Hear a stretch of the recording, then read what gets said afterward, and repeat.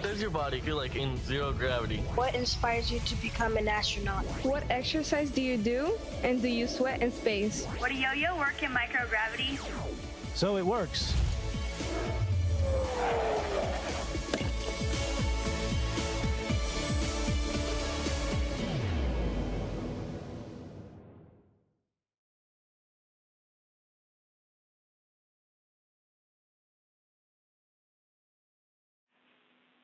Station, this is Houston. Are you ready for the event? We are ready for the event. Aransas, this is Mission Control Houston. Please call station for a voice check. Station, this is Aransas County ISD and Port Aransas ISD. How do you hear us? We hear you loud and clear, and welcome Aransas County ISD and Port Aransas County ISD to the International Space Station.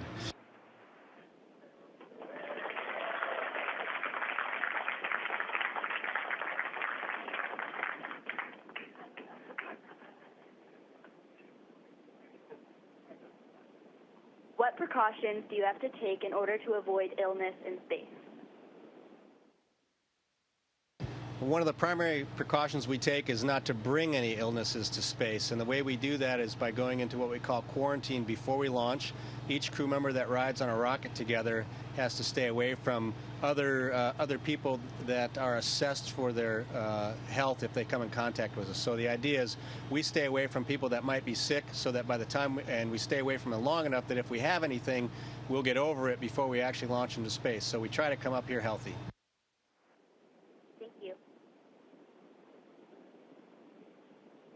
What inspired you to become an astronaut?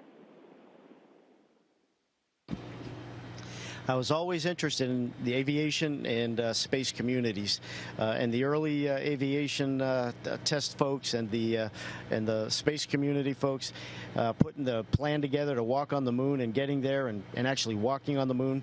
To me, there's nothing more exciting than flying a fast vehicle or flying in space. Flying on board this engineering marvel, the International Space Station.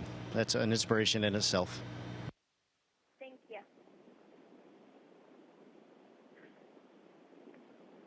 How does each astronaut keep up with local news and events from their country, as well as friends and family?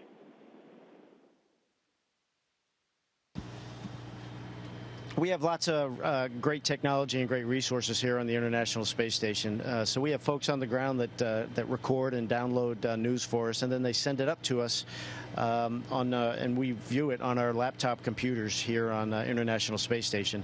And we also have communications directly with Mission Control, pretty much 24/7, plus or minus a few blackout periods. But if anything big's happening, they will tell us as well. So lots of great technology.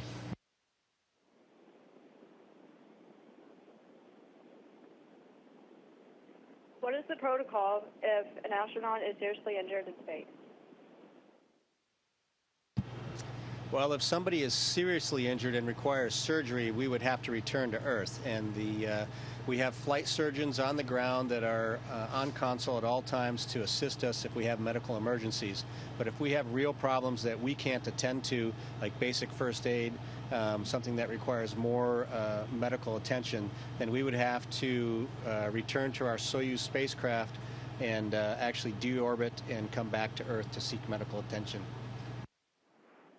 Thank you. What type of information are you getting from studying thunder and lightning, and how does it compare to the kind of information you can get on Earth?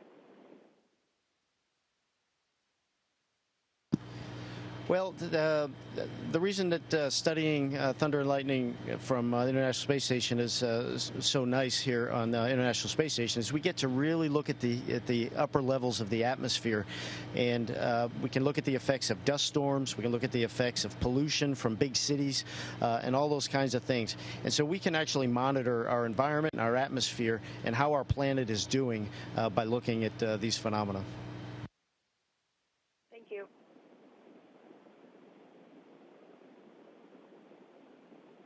So do you take any extra precautions to avoid spoilers on movies and TV shows in space? Absolutely. I'm a big fan of motorsports and racing, and there's races on every weekend, and I don't always get to watch them live. And so I have to go out of my way to tell my family and friends not to give me the outcome of the race so that I can have an opportunity to watch it and see for myself how things turned out.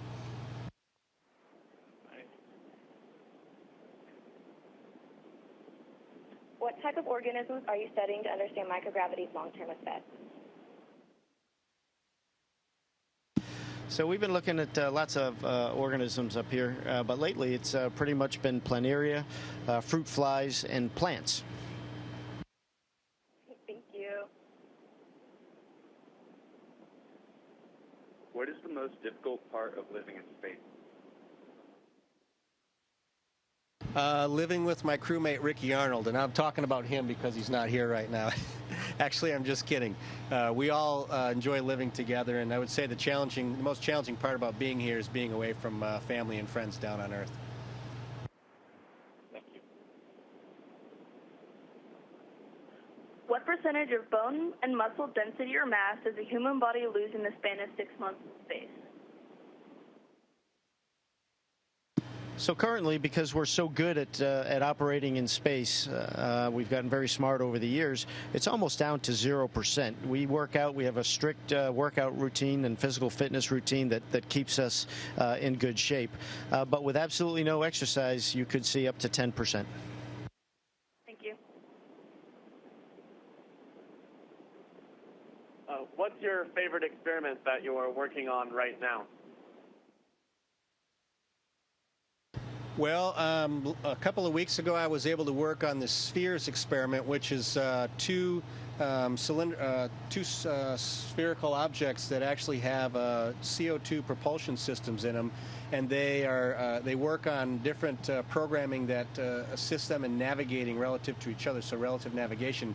And it's neat to sort of play with those, but it's still research at the same time, testing the programs and algorithms that designers have created to control those objects in a microgravity environment, and that's a lot of fun. Thank you.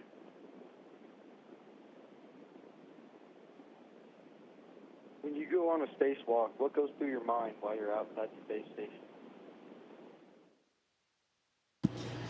Well, at first, it's just awe-inspiring. You're looking out there, and it's just beautiful, and you see the planet with not through a window, just through your helmet, and it's absolutely one of the most beautiful things you'll ever see. But very quickly, it's time to get busy, and you put on your working hat, and you folks start focusing on the job and your procedures. So that's pretty much the thought process. Thank you.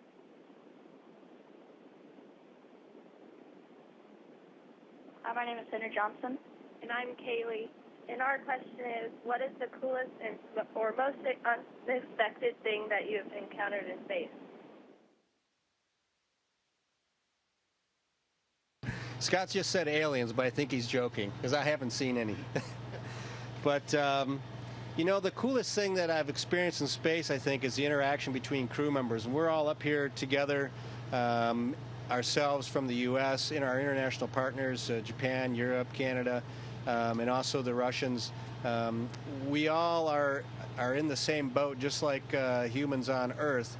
And it's amazing how we come together and work hard to achieve a common goal, which is to reach the mission success goals that we've defined before launch. So that's been pretty spectacular and amazing for me, is just to see how well we all work together and what we can do when we really put our minds to it. Thank you. Is it difficult to cooperate and communicate with astronauts from other countries, or were you already prepared for the language barrier beforehand? We spend a lot of time training, and we do. I've been studying Russian language for 7 or 8 years now, and we all do it in the community. Try to learn our international partners' languages so that we can participate in their traditions and their cultures, and understand their vocabulary and their words and their expressions. Just makes the job much more interesting. So we all make an effort. We're not all great at it. But we all make a good effort at it, and it helps out the environment quite a bit.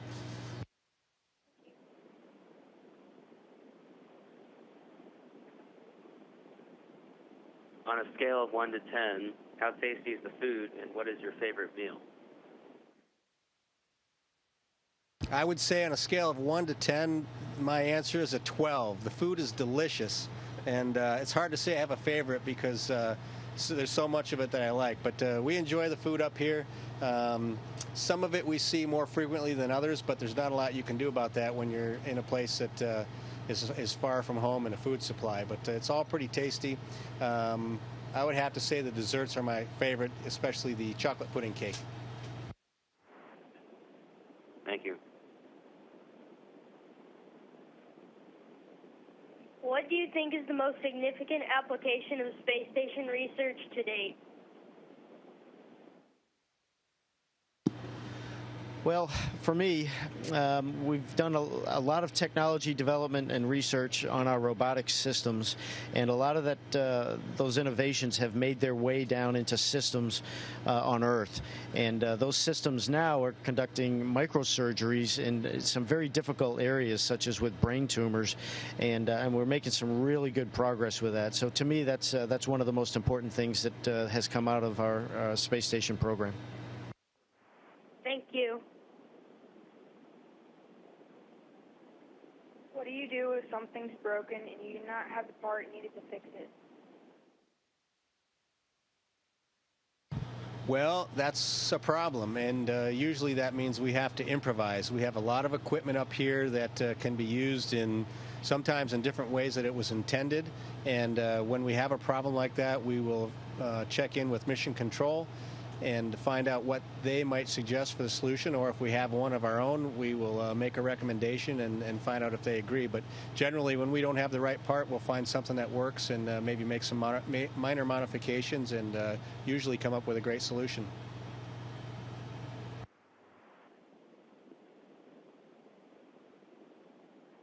Hello, are you able to watch launches from the space station, like the SpaceX Falcon Heavy launch that put a car into space?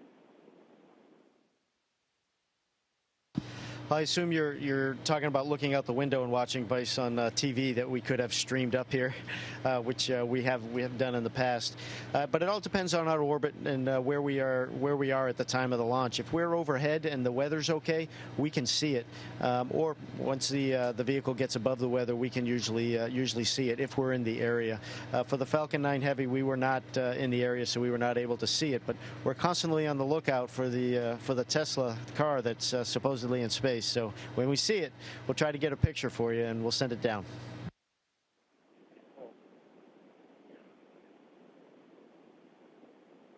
What is your daily routine and how do you pass the time when you are not working?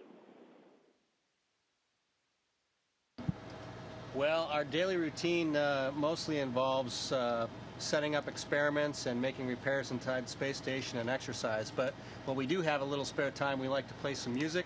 And we're going to play something for you guys right now if you're ready. Ready? 3, 2, 1.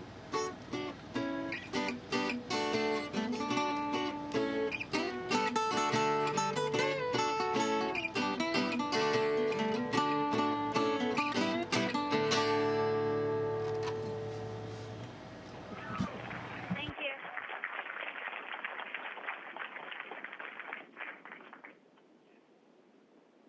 How does growing vegetables in space differ from growing vegetables on Earth?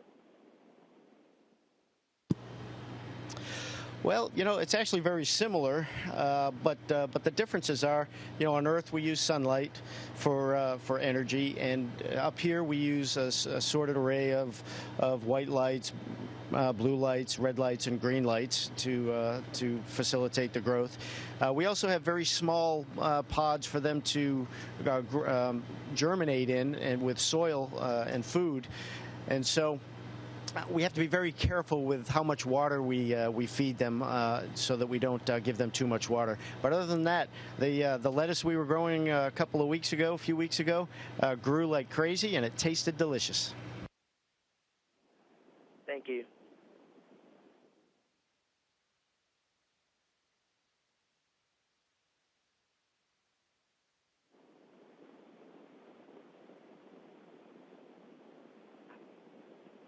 What are your thoughts on the new vegetable growth system?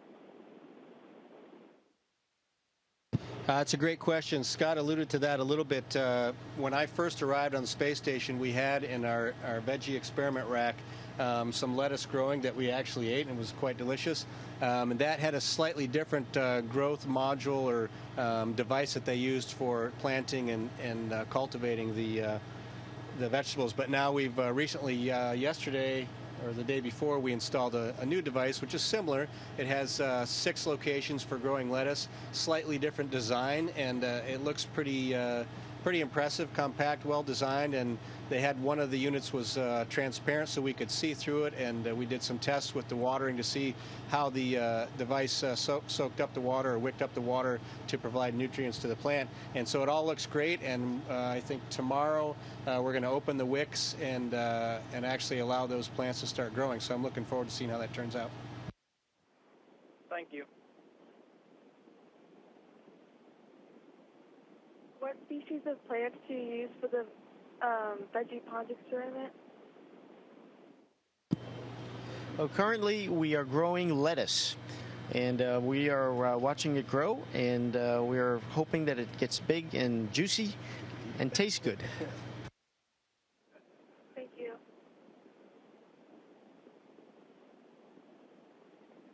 What are you learning from the vegetable growth experiment? I think the main thing we're learning is that humans don't have to launch all of their food into space in order to survive. The point of growing those vegetables is to make certain that as we explore out into the solar system and beyond, that we have the capability to bring our food in the form of seeds, which has a very low mass and low volume, and then to supply water and sunlight, the ingredients for growth, and actually grow our own food in order to generate calories and nutrition for us when we're in space. So I think that's the point, is that just to verify that we know how to do that, and we can perfect or at least build on the experiences that we have here on the International Space Station when it comes time to have food in larger quantities for greater numbers of explorers. Thank you. Patty, I've got a question for y'all. If any of our wonderful students wanted to join y'all up there, what would they need to be working towards to be able to do so? The very first and most important thing they need to be thinking about right now is getting a great education. And so you have to learn all of your things. You have to be good at English. You have to be good at math. You have to be good at science. Find something you like, do good at it. And that all takes practice. And your teachers give you a lot of practice in the form of homework. So do your homework. Thank y'all.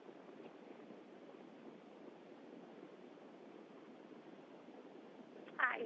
As part of the Rockport, Fulton, and Fort Aransas area that has just seen the destruction of a hurricane, is there anything that you are able to see from space that would help us to notice and be more directed towards prevention of hurricanes?